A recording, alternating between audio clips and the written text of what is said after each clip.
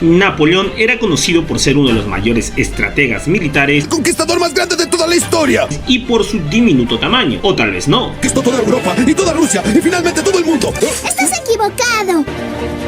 Hoy nos sumergimos en el enigma de Napoleón Bonaparte. ¡Napoleón Bonaparte! El gran líder militar que conquistó Europa.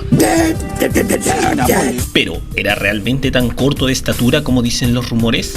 Prepárense para descubrir la verdad detrás del mito de la estatura de Napoleón. Les contaré mi historia favorita. Desde hace siglos ha circulado el rumor de que Napoleón Bonaparte era extremadamente bajo, llegando a ser ridiculizado como un enano por sus enemigos. En diversas caricaturas o chistes se referencian ese tema. Muchos han imaginado a Napoleón Bonaparte como un hombre diminuto. Pero, ¿qué tan cierto es realmente este mito? No solo en nuestros dibujos contemporáneos podemos ver burlas al tamaño de Napoleón. No debes jugar con cosas peligrosas, chiquillo.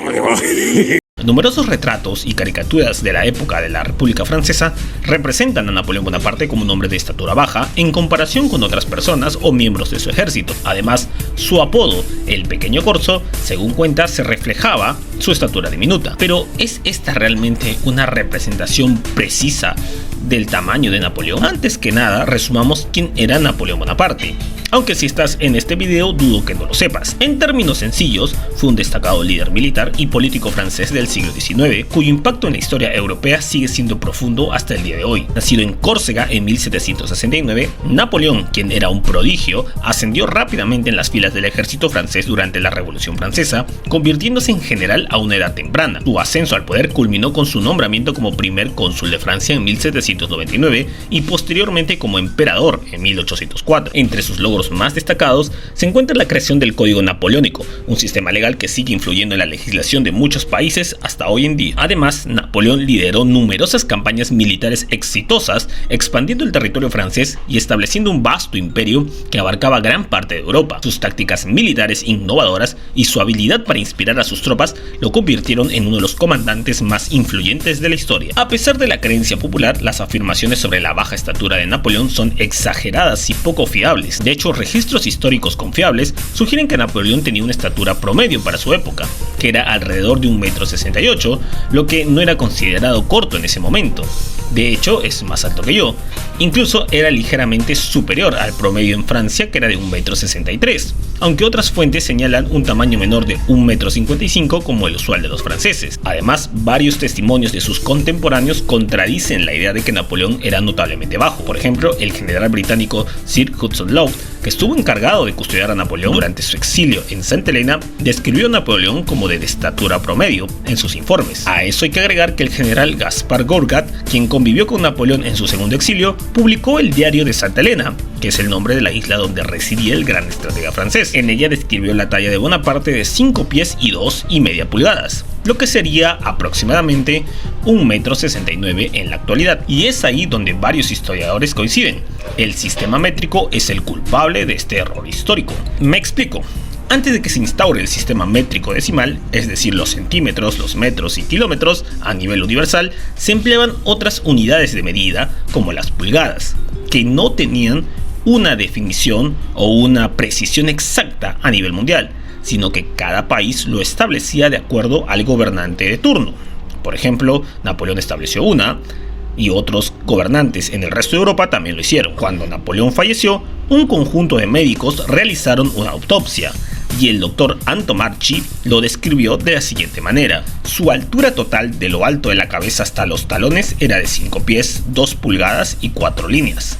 La extensión comprendida entre sus dos brazos, tomadas desde la punta de los dedos de un medio, era de 5 pies y 2 pulgadas. De la sínfisis del pubis hasta lo más alto de la cabeza había 2 pies, 7 pulgadas y 4 líneas. Del pubis al calcaño, 2 pies, 7 pulgadas. De lo más alto de la cabeza hasta la barba, 7 pulgadas y 6 líneas. Los cabellos escasos y de color castaño claro. El abdomen muy inflamado y voluminoso. Con tan detallada descripción, queda claro que su tamaño es 1,68 m o 1,69 m. Pero eso según la medida de pulgada francesa, que por cierto fue impuesto por el mismo Napoleón. Cuando estos informes llegaron a Gran Bretaña, ellos calcularon su tamaño de acuerdo a su propia versión de lo que era pulgada, lo que les da una talla de 1,57 m, una diferencia considerable. Los británicos eran uno de los enemigos principales de Napoleón, y aprovecharon este error para ridiculizar su legado del gran estratega francés. Fue tan extendido el mito que hasta nuestros días ha llegado representado en diferentes dibujos animados. Un experto para burlarse de Napoleón fue el caricaturista James Gilroy, que no tuvo censura en dibujar al gran estratega como alguien realmente diminuto. Otro detalle notable que pudo extender el mito es el hecho de que la Guardia Imperial de Napoleón estaba compuesta en su mayoría por soldados de estatura superior a la media de la época, y que cuando acompañaban a su majestad imperial, este se veía considerablemente más pequeño.